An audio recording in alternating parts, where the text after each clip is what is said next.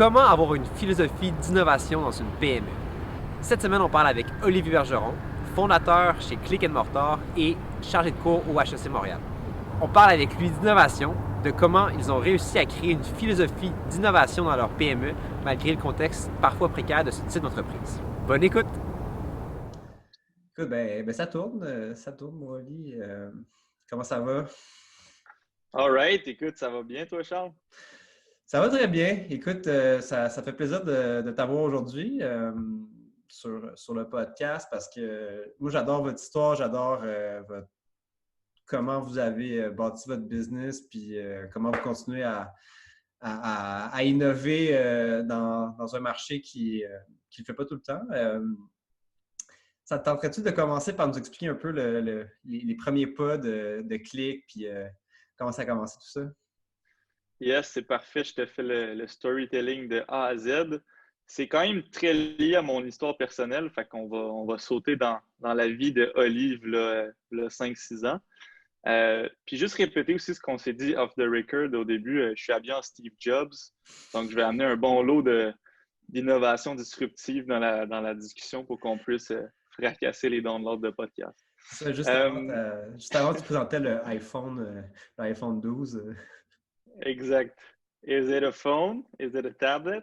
All right, l'histoire de Click. OK. Je te passe ça avec le Oli de 22 ans qui est au bac à HEC en comptabilité, qui fait un stage en comptabilité, qui trouve ça... Bon, je vais être gentil pour mes amis comptables parce que j'ai respecte, c'est des gens très intelligents, mais pour moi, je pense que j'étais un petit peu trop excité pour faire ce travail-là. J'avais trop d'idées qui sortaient de ma tête, puis ça marchait pas m'asseoir puis regarder un Excel toute la journée. Fait que là, il y a un cheminement qui s'est amorcé en moi, puis j'ai fait la chose la plus rationnelle, la plus logique possible. Je suis devenu livreur de croissants à domicile. Donc, en gros, j'ai arrêté d'étudier en comptabilité pour lancer un e-commerce où je vendais les produits des boulangeries locales sur la rive sud de Montréal. Les gens choisissaient leur heure de livraison, puis j'allais livrer une caisse de croissants, des chocolatines, des croissants à la framboise. Ceux-là, ils étaient quand même très bons chez les gens. Fait que ça a été comme ma première expérience e-com. Niveau marketing, c'était clairement la business la plus épique que j'ai jamais vue parce que j'étais habillé en laitier, puis les gens me faisaient entrer chez eux, ils m'assoyaient sur le fauteuil, ils prenaient des photos, ils partageaient ça. Le word of mouth était vraiment quelque chose. Niveau logistique, c'était une autre histoire parce que à un moment donné, quand à chaque dimanche matin, tu te lèves à 4 heures du matin pour aller faire des boîtes de croissants, tu as peut-être le goût de passer à autre chose. Puis surtout qu'il faut dire que dans l'alimentation même, on parle de petites marges, puis on parle de petits volumes dans le cas de feu bonhomme matin. Fait que c'était pas très. Donc, c'est pas avec ça que je payais mon loyer. Puis à un moment donné, j'étais comme un peu brûlé, mais j'ai bien aimé le côté front-end, le côté de la vente en ligne, puis le côté, disons, logistique en arrière m'a un peu brûlé. Mais quand même, ça m'a fait réaliser que, OK, ben, c'est beau la business, puis la compta, les états financiers, le comprendre, les fondamentales, c'est correct, mais il y a tout un autre monde qui est en train de se développer sur Internet. Fait que je me suis un peu lancé là-dedans. Puis là, on rentre dans le chapitre 2 de l'histoire, qui est la rencontre de deux cerveaux en ébullition, la rencontre de mon associé Gab, qui malheureusement ne pouvait pas être là avec nous aujourd'hui. Premier cours de maîtrise, encore une fois à HEC parce que je suis un gars très loyal. Maîtrise en marketing, on est justement dans un cours de commerce de détail en ligne. Puis je suis en train de gosser, parce que c'est vraiment ça le mot, là, gosser sur mon genre de Shopify dans le cours, à mettre un produit, un croissant en rabais ou je sais pas quoi. Puis il y a un gars beaucoup trop curieux qui regarde par-dessus mon épaule puis qui dit ah, hey, t'es en train de. Tu joues dans Shopify, ah, je vois, tu es sur Twitter, tu es en train de coder un bot Twitter. Là, je suis comme OK, un, ce gars-là est très curieux, mais deux, il sait c'est quoi Shopify, il sait c'est quoi un bot Twitter, ça va clairement devenir mon ami. Fait que là, On parle en quelle à année partir de de ça? ça, c'était en 2016. OK.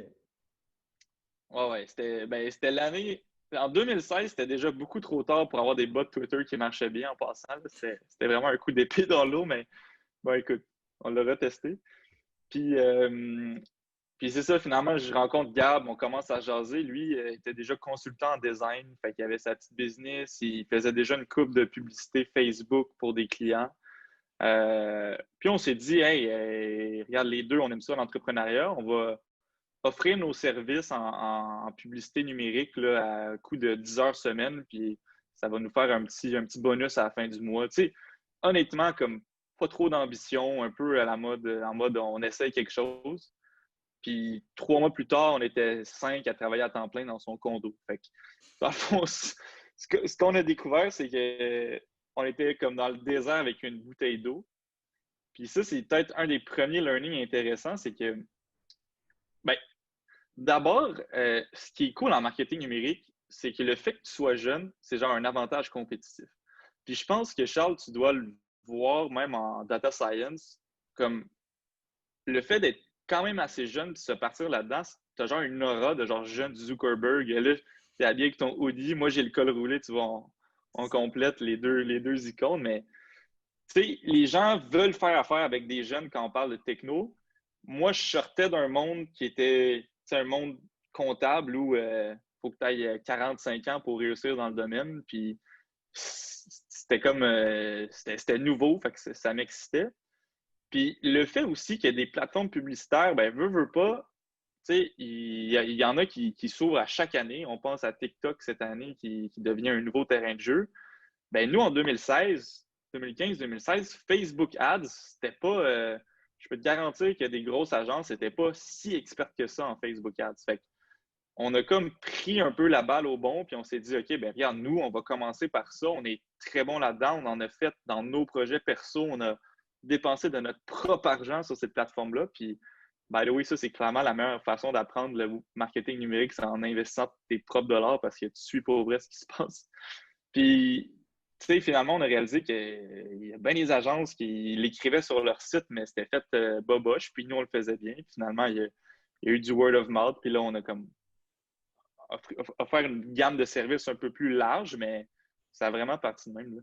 Puis là, je m'arrête, là, je te laisse parler. Je t'arrête, ça, j'ai des questions pour toi, ça m'intéresse. Justement, les premiers clients que vous êtes allés chercher, c'était juste genre du monde que vous connaissiez. Tu parles de parler rapidement, de partir de 2 gars à 10 heures semaine à 5 personnes temps plein. Peut-être tu peux nous parler un petit peu de ce processus-là. Qu'est-ce qui s'est passé concrètement? Hein? Ouais, ben écoute, c'est un bon point. Je pense que de base, Gab et moi, on a la chance d'avoir quand même des bons réseaux de contacts, puis d'avoir des amis, de la famille qui sont en affaires, avec qui on a pu convaincre de devenir nos cobayes. Puis, tu sais, honnêtement, au début, tu sais, je me rappelle, là, on travaillait genre avec l'oncle à Gab, qui est entrepreneur en construction, on l'a convaincu de faire de la pub AdWords. Puis, tu sais, on n'était pas payé. Encore là, c'était du genre de bénévolat, mais c'était un peu comme on se bâtit un portfolio, puis là, oups, lui, il a trouvé ça sharp. Ben, de un, il veut nous réengager puis nous payer pour de vrai. Puis de deux, il parle de nous à ses amis. Puis ça a comme créé une chaîne de bouche à oreille qui s'est jamais arrêtée. Je peux dire que là, ça fait 4 ans et demi. On a investi 100 $ en publicité à demander pour le tester, mais notre base de clientèle, c'est juste du word of mouth. Fait que, tu sais, finalement, notre service est le meilleur marketing. On a un peu coordonné mal chaussé, en fait. Là. Mais... parce que vous n'êtes pas de pub. Mais non, mais je pense que en plus, c'est une bonne façon de faire. Puis c'est une bonne. Qu'est-ce que j'allais dire? C'est pas façon de faire, mais leçon pour les gens qui se partent en business, justement, au début, de donner ce que tu fais pour apprendre. Puis, vous êtes payé en fait en expérience, puis justement des trucs que vous faisiez plus après ou des trucs que vous compreniez que c'était quoi votre niche. Êtes-vous parti avec de quoi de. Puis je te pose ces questions-là, mais je sais que, tu m'avais dit que oui. Là, vous aviez beaucoup de services au début, puis vous avez un petit peu refocusé par la suite. Peut-être tu veux parler un peu de ce processus-là, puis de comment vous l'avez fait. Ouais, ben c'est un très bon point, puis c'est des drôles d'anecdotes aussi parce que quand tu te lances en affaires, puis je suis sûr que tu l'as vécu peut-être pas exactement dans la même mesure, mais au début, tu te dis, bon, OK, on est bon en Facebook Ads, on va vendre ça. Mais là, le client pour qui tu as vendu du Facebook Ads, il t'appelle puis il dit, hey, j'ai besoin de designer des cartes d'affaires, faites-vous ça. On fait pas ça, mais on est capable. Fait que sais, oui, on en fait. Puis là, tu te mets à dire oui, finalement, à toutes les requêtes de tes clients. Puis ta gamme de services que tu offres devient basée sur ce que tes clients demandent. Je pense pas que c'est mauvais au début parce que ça te fait apprendre le métier d'entrepreneur. Puis on aimait quand même ça aussi se mettre dans l'eau chaude. Puis je me rappelle une fois, il y a un client qui nous a dit Hey les gars, changez mon hébergement de site web. Hey, on n'avait jamais touché à ça de notre vie. Puis on était comme parfait, c'est prêt vendredi avec ton nouveau hosting. Puis ouais, ok, je vais pas dire tous les détails, là, mais je peux dire que ça a été bien des vidéos YouTube en amont, bien des problèmes après ça dans la livraison, mais ça a été bien fait le vendredi à 5 heures. Mais tu sais, finalement, on était payé pour apprendre carrément, puis on avait faim, on avait soif de connaissances, fait que ça a marché, mais ça marche qu'à un point où tu peux pas te scaler et commencer à engager du monde puis les former sur ces 1001 services-là que tu te fais demander. Puis là-dedans, tu veux pas, il y a des services, c'est ton corps de métier. Puis en tout cas, nous, notre vision, c'est vraiment finalement de se spécialiser là-dessus puis de devenir une SWAT team sur quoi on est très bon puis sur qu'est-ce qu'on connaît très bien. Puis le reste, on le fait plus trop. Non, ben c'est ça, je pense que c'est ça, je suis totalement d'accord avec toi. Il faut essayer plein d'affaires, puis après ça, mais il faut essayer plein de choses, mais en se disant, c'est pas un équilibre stable à long terme. Tu sais, c'est juste, on va essayer plein de trucs, puis juste pour comprendre dans quoi on est bon, dans quoi, tu sais, qu'est-ce qu'il y a un appétit sur le marché, puis à terme, comme tu dis, il faut refocuser sur quelques trucs. Fait que, tu sais, faut pas être le bon vieux généraliste que si tu peux tout faire, tu vas rien Non, faire bien. Là. Master of all, master of none. C'est ça qu'il disait. Fait que c'est ça. Fait que vous avez un peu refocusé, puis là, je pense que l'histoire un peu de votre premier dashboard, ces affaires-là, c'est super intéressant. Peut-être tu peux nous en parler un petit peu plus. Yes, fait que là, on est rendu au chapitre 4. Fait que chapitre 4, c'est rendu, bon, là, on a essayé les hébergements, on a essayé les designs des cartes d'affaires. Puis, bon, on s'est rendu compte que ce qu'on aime pour vrai, c'est l'acquisition de trafic sur un site, la conversion de ce trafic-là. Fait que, on recentre nos expertises, nos services autour de ça, on engage en fonction de ça. Puis là, ben, arrive un jour où tu commences à travailler sur des clients un peu plus d'envergure. Puis là, les gens commencent à investir des budgets de pub un peu plus gros. Puis tu changes un peu de ballpark. Là, puis là, les gens commencent à dire Hey, OK, ben, c'est cool, là, on a investi 8 000 par mois en annonce avec vous, là, mais comme j'aimerais ça mesurer tout ça. Puis au début, tu es naïf, puis tu t'envoies un lien Google Analytics, puis tu dis Ah, ben ouais, tout est disponible dans Google Analytics. Mais là, tu te rends assez vite compte que les clients ils ont un temps qui est limité, puis ça ne leur tente pas d'aller dénicher par eux-mêmes des insights. Puis l'idée d'offrir un bon service, c'est de les accompagner là-dedans puis de bien digérer l'information pour leur présenter. Fait que là, on s'est mis à explorer un peu le volet présentation des résultats. Puis il faut dire aussi que là, c'est peut-être moins vrai, c'est un peu plus démocratisé, mais il y a 3-4 ans, c'était le marketing numérique. Tous les entrepreneurs, tous les business à qui on parlait avaient au moins une expérience très négative à nous partager de genre, ouais, j'ai donné 5 000 $ par mois à telle agence, je ne sais pas ce qu'ils ont fait, j'ai eu aucun résultat. Tu sais, c'était pas transparent, c'était derrière des rideaux, les gens ne connaissent pas ça. Fait que nous, on s'est dit comment on peut être ultra transparent et ultra pédagogue dans l'explication de ce qu'on fait et des retombées du travail qu'on fait. Puis on a essayé pas mal de trucs. On a essayé les fameux screenshots analytics dans un PowerPoint. Très long à faire, peu de valeur pour le client. On a essayé les rapports Excel. Le problème dans le rapport Excel, c'est qu'il y a une personne sur 7 dans la team de gestion du client qui aime ça, qui est le comptable. Le reste, il saigne des yeux un peu. On a essayé, je me rappelle avoir essayé à l'époque dans R, de comme rentrer la data dans R, puis là, faire des... Je pense que ça m'a pris 7 heures faire un graph d'engagement Facebook. Puis là, j'étais comme, OK, c'est pas sustainable à long terme. Puis finalement, ça coïncidait avec l'ouverture de Google Data Studio, qui est comme le service gratuit de Google pour visualiser de la donnée. Puis on a tout plugué nos sources de données là-dessus, que ce soit Facebook, Bing, etc. Puis on a centralisé ça là. On a commencé à faire des gabarits. Puis encore une fois, c'est un peu comme la même logique où au début, on était très avancé en Facebook Ads pour le marché, étant donné qu'on a commencé à utiliser ça dès que ça a sorti, ben même là, on avait un edge par rapport à des plus gros joueurs qui, eux, bon, ils étaient déjà habitués avec leurs screenshots, puis des PowerPoint, puis fait qu'on est arrivé, puis on a gagné les plus gros clients juste en montrant ça, puis en disant, hey, regarde, nous, on est pédagogues, on est transparents, puis là, oups, OK, ben, hey, j'ai jamais vu ça, moi, un dashboard interactif, let's go, je vais avec vous autres. Fait que ça a été quand même un breakthrough, là.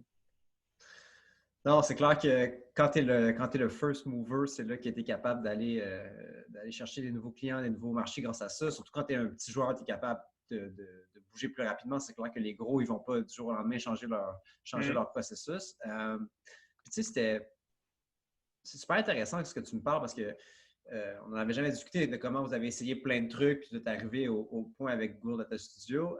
C'est quoi votre mentalité par rapport à ça?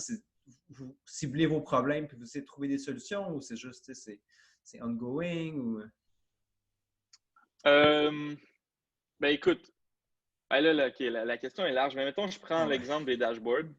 Je pense que ce qu'on n'avait pas nécessairement comme réflexe au début, puis ce qu'on a réussi à développer, c'est l'empathie de se mettre à la place du client, puis dire qu'est-ce que le client aimerait avoir sous les yeux, puis comment présenter cette info-là de la façon la plus comprenable possible, puis une façon aussi qui va outiller le client pour que lui, à l'interne, aille voir les autres départements, aille voir son patron, puis se dise, regarde, avec Click, on a fait ça, puis il y a eu telle retombée, puis ça fait du sens financièrement. Fait que toute cette logique-là, je pense qu'on l'a bien saisi. C'est sûr qu'on a demandé aussi beaucoup de feedback qualitatif de la part de nos clients pour améliorer le tout, mais finalement, c'est comme développer n'importe quel produit. On niaisait avec l'iPhone ou n'importe quoi que tu développes, il faut que tu ailles le feedback de tes utilisateurs, puis tu raffines en fonction de tout ça. Fait que je pense que c'est ça qu'on a développé plutôt qu'au début où on essayait d'être les génies tout seul dans notre sous-sol qui programment un dashboard dans R. Ça marche moins. Non, c'est clair. Puis un peu la beauté de votre truc, c'est qu'à la fois, ça améliorait l'offre, mais en plus, comme tu disais, ça améliorait votre portée d'entreprise. On a investi 10 000 avec Click, ben on a eu 25 000 de ventes. Fait que, vous améliorez aussi votre capacité à montrer vos résultats. Peut-être qu'il y avait d'autres firmes qui avaient des meilleurs résultats, mais s'ils ne sont pas capables de le montrer, c'est quoi la valeur si tu n'as pas l'information sous les yeux? Fait que, c'est un peu incroyable comme deux trucs sur lesquels vous jouiez avec ce genre de trucs-là.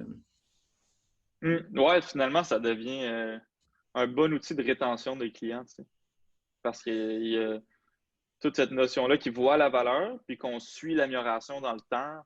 Généralement, quand ça marche, à chaque mois, on a un appel avec les clients, on présente le tableau de bord, on fait comme un petit storytelling autour des insights. Fait que ça garde les clients en haleine, puis ça les outille pour connaître plus leur business. Ouais. Puis, tu parles de rétention. C'est clair que dans votre marché, dans votre milieu qui est très compétitif, on va dire, il y a beaucoup de firmes qui offrent, veulent pas ce que vous offrez. J'imagine que ça vous a vraiment aidé justement à aller garder ces gros clients-là, puis même à en attirer d'autres, j'imagine. Oui, puis je te dirais que c'est intéressant parce que c'était vrai en 2017. Maintenant, tu regardes en 2020, si une agence numérique qui n'est pas sur du Data Studio encore, ben, je ne sais pas trop ce qu'ils font, mais c'est clairement pas optimal. Là. Fait que, quand on parlait du First Mover Advantage, c'est vrai que quand tu es c'est un peu des David comme Goliath, là, le marché des agences au Québec, puis bon, je pense même au Canada, même si je connais moins le Canada anglais, tu as énormément de petites agences et quelques gros joueurs. Il n'y a pas beaucoup de bruit finalement en haut, mais c'est pas un marché où il y a beaucoup de barrières à l'entrée pour se lancer en business. Fait que les petites agences là, de 7 personnes, tu en as des milliers là, juste au Québec. Puis le but quand tu es un David comme ça contre Goliath, mettons, c'est que tu l'as dit, tu es plus agile, tu es plus rapide. Fait que tu peux implanter plus vite la nouvelle tech qui sort, avoir la nouvelle métaux au goût du jour. Là. Sauf que tu vois, c'est pas quelque chose qui dure à l'infini parce que là, on est en 2020, puis cette espèce d'aura-là des tableaux de bord, oui, on a encore, je pense, des tableaux de bord qui se différencient parce qu'on les a bien pensés, puis les analyses sont réfléchies et pertinentes derrière, mais ça reste que dans l'outil, notre innovation n'est plus là. Puis là, il faut passer à l'étape supérieure qui est quelque chose d'autre. Ouais, c'est ça, c'est que le tableau de bord, c'était mettons, un 10x mieux qu'un PowerPoint. Après ça, avoir un bon tableau de bord par rapport à un tableau de bord moyen, c'est peut-être pas 10x. Fait que, c'est là qu'il faudrait passer à une technologie supérieure pour aller rechercher ce truc-là. Je pense que c'est un parfait segment pour justement passer au fait que vous avez à l'interne chez Click une équipe R&D, ce qui est vraiment cool pour une petite boîte. Peut-être vous me parler un petit peu de comment c'est arrivé, puis qu'est-ce qu'ils font, puis comment ils vous aident. Yes, ben, le comité R&D, ça, c'est les gens qui travaillaient dans le sous-sol du bureau, pas de fenêtre, qu'on embarrait, puis qu'on leur lancerait. Mais en gros, tu sais, on est une équipe de 15, pour mettre les gens en contexte, puis on a un comité R&D de 4 personnes.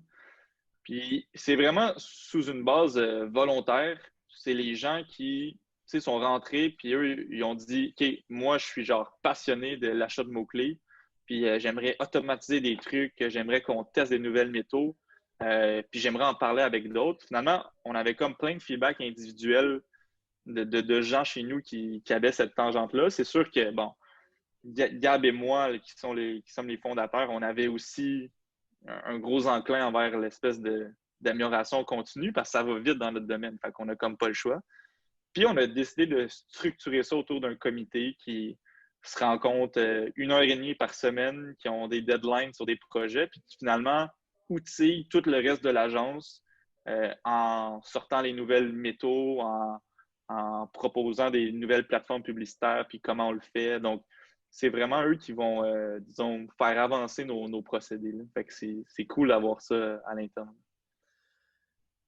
Ouais, puis tu sais, ce qui était pas impressionnant, mais c'est impressionnant, puis c'est rare, puis il y a peu d'entreprises de PME avec 15 personnes qui ont une équipe R&D, puis je pense que ce que ça fait ressortir beaucoup chez vous, c'est que vous n'êtes pas uniquement en mode éteindre de feu. Il y a beaucoup de PME que tout ce qu'ils font, day in, day out, c'est éteindre des feux, puis ils ne sont pas capables justement de prendre ce temps-là pour innover, pour 1 heure et demie par semaine, c'est pas tant que ça, mais il y en a plein qui ne sont même pas capables de prendre 1 heure et demie par semaine pour mettons, un peu de leur staff. Qu'est-ce qui fait, tu penses, que chez vous, vous avez mis ça comme une priorité ou... Ben écoute, t'as vraiment un bon constat, puis je dois dire aussi qu'on a une bonne team de pompiers, là, parce que c'est sûr que quand on est une petite équipe de 15, on ne s'en tire pas, là, des feux, il y en a tout le temps, puis il faut être réactif puis rapide, mais je pense qu'une grosse différence, c'est de se dire, est-ce qu'on veut juste travailler dans notre business ou on veut travailler pour notre business? Si tu te dis, je travaille dans ma business, ben, c'est quoi que tu fais? Mettons, je caricature, là, mais tu ouvres ton Gmail, tu regardes les emails rentrés, puis tu réponds au fur et à mesure, puis tu n'as pas d'horaire, puis tu éteins les feux vite, puis tu offres un bon service. Sauf que, est-ce que dans 5 ans, tu vas être rendu x10 ou tu vas être rendu vraiment ailleurs? Je pense pas que c'est ultra stratégique de fonctionner de même. Fait que nous, ce qu'on s'est dit, c'est un peu l'œuf ou la poule là, en service. C'est un peu tout le temps comme, bon, mais soit tu engages plus, puis les gens, bon, il y a peut-être des entrepreneurs qui auraient peur que leur staff se tourne les pouces, mais disons, les gens ont moins de workload, ou tu gardes une petite équipe qui est tout le temps maximisée, maximisée, maximisée. Je te dirais que nous, on a tout le temps été dans la tangente de engageons plus, offrons plus de temps aux gens, offrons plus de temps à notre team même de gestion. Je pense à Alex, Anna dans l'équipe pour que on ait le temps d'investir dans nos métaux, qu'on ait le temps d'avoir une belle culture d'entreprise, des belles activités d'Halloween, un comité R&D. Fait que je pense que ça passe finalement beaucoup par les RH, la structure que tu fais, pour avoir le luxe, parce que sérieusement, c'est un luxe là, de faire ça, mais avoir le luxe de le faire, c'est ce qui te permet de passer à la prochaine étape plus vite. Non, ça, tu dis que c'est un luxe, mais probablement que ce luxe-là, justement, au début, vous avez fait des choix tels que vous êtes capable aujourd'hui de vous payer ce luxe-là. Mais tu sais, c'est pas. Ça ne va pas arriver par magie la façon que tout votre Non, c'est procédé. ça. Il faut un jour, vous avez dû moins vous payer ou moins sortir moins d'argent de l'entreprise au début pour être capable d'atteindre ce luxe-là. Puis aujourd'hui, qu'est-ce que vous voyez justement pour le futur? Tu me parlais que vous êtes en service, qu'il faut que vous renouvelez. Qu'est-ce qui s'en vient pour vous? Qu'est-ce que vous êtes dans 5 ans, vous êtes où? Ben écoute, je pense que la discussion est ongoing parce que on est quand même encore assez jeune, on est excité, fait que des fois, notre vision, elle bifurque un peu. Mais quand même, mettons que je te parle de la mission puis la vision qu'on a de Click. Puis là, vraiment, en tant qu'entrepreneur, là, pas de marketing numérique, juste vraiment comme entrepreneuriat pur et dur. Nous, ce qu'on aimerait faire à terme, c'est devenir le partenaire à plus grande valeur ajoutée de nos fleurons québécois au Québec. Et à plus long terme, devenir un fleuron québécois dans le monde, je vais dire technologie, puis ça englobe une très grande famille d'industrie. Puis ce qu'on aimerait faire, la vision qu'on a depuis le jour 1, dès qu'on a vu qu'il y avait un besoin puis que c'était une belle entreprise, bien, c'est la flamme entrepreneuriale, je veux bien dire les choses parce que je ne veux pas que ce soit mal compris, mais on adore puis on est passionné du marketing numérique. OK? Par contre, ce qu'on aime encore plus, c'est l'entrepreneuriat, puis c'est concrétiser des idées, puis c'est créer des nouvelles idées à partir de rien. Puis je pense qu'à terme, Click, ça va devenir une agence qui est très, très, très bonne pour accompagner nos entreprises d'ici, qui a des super bons procédés, des super bonnes métaux, mais ça va aussi être un hub où on va créer d'autres entités qui ne sont pas nécessairement dans le service, pas nécessairement en marketing numérique, mais qui vont vivre d'eux-mêmes. Parce que finalement, ben, quand tu maîtrises bien la vente en ligne, quand tu maîtrises bien l'acquisition de trafic, ben, ça te donne un bon edge dans pas mal n'importe quelle industrie. J'en conviens, ce n'est pas l'équation au complet, mais bon, c'est la vision qu'on a. Ça, c'est très long terme. Maintenant, je te parle de Click. On parlait que les dashboards, c'était un gros avantage pour nous en 2017. Là, ça reste cool. Est-ce que c'est un avantage? Je ne serais pas prêt à dire ça. Un avantage compétitif pur et dur. Fait que là, ce qu'on veut faire, puis pourquoi on travaille justement avec Fluxion et Découverte IA, c'est d'intégrer ou du moins de créer des outils d'aide à la décision qui utilisent les stats avancées, machine learning, plug tous les autres buzzwords. Là, c'est pas besoin de le mentionner. C'est plus de dire on veut outiller nos gens à l'interne pour qu'ils prennent les meilleures décisions possibles dans l'optimisation des publicités de nos clients. Fait que ça, je pense que c'est la prochaine grande étape pour nous. Puis, tu sais, non, on n'est pas nécessairement les first movers dans le marché. Clairement, dans le monde, il y a plein d'agences, il y a plein d'outils qui existent. Par contre, tu regardes localement au Québec, il y en a qui le font, puis bon, je ne sais pas s'ils le font bien, je n'ai pas testé, mais on est quand même au début de tout ça, puis il y a beaucoup de place à prendre là-dedans, puis il y a mille et une façons aussi d'apporter de la valeur grâce à ces procédés-là. Fait qu'on veut se tremper l'orteil puis commencer à jouer là-dedans. Non, c'est ça. Puis il y a plein de façons de mal le faire. Puis qu'est-ce qui est vraiment intéressant avec vous, c'est que vous, justement, j'adore ta vision parce que sans cette vision-là de vouloir devenir le partenaire numérique, je pense que c'est clair que vous seriez resté dans justement un peu plus le day-to-day, un peu plus éteindre des feux. Puis ça n'aurait jamais été mis de l'avant de passer à la prochaine étape parce que c'est confortable là, de rester un peu dans qu'est-ce qu'on connaît. Mais c'est sûr que quand tu as une vision, puis tu veux réellement aider cette entreprise-là à perdurer dans le temps puis à aller de l'avant, c'est là que tu es capable de dire, OK, tu sais, cette année, on va investir dans notre entreprise pour passer à la prochaine étape. Puis ouais, je suis clairement super content de vous aider là-dedans parce que c'est ma mission aussi d'entreprise de justement les PME québécoises, pas qu'il y en a de moins en moins, mais tu sais, il faut les aider, il faut être là pour leur faire passer à la prochaine étape. Puis, on a déjà discuté justement de ça, de comment c'est pas juste en marketing numérique, il me semble que vous êtes justement capable de les aider, que vous faites approcher pour un côté plus techno en général, non? Vous êtes vu par vos clients comme les tech guides, les gens entrepreneurs. Ouais, bien là, ça, c'est peut-être encore l'aura du col roulé puis de la jeunesse ou du hoodie puis de Mark Zuckerberg, mais c'est vrai que, tu sais, veux pas, quand tu comprends très bien le marketing numérique, bien, le marketing numérique s'est rendu un amalgame il y a des maths là-dedans, il y a des finances, c'est plus juste comme, je pense que les gens vont aimer la couleur bleue parce que ça donne confiance. Donc, on va mettre nos pubs bleues, c'est de l'analyse de données puis compréhension d'un écosystème TI.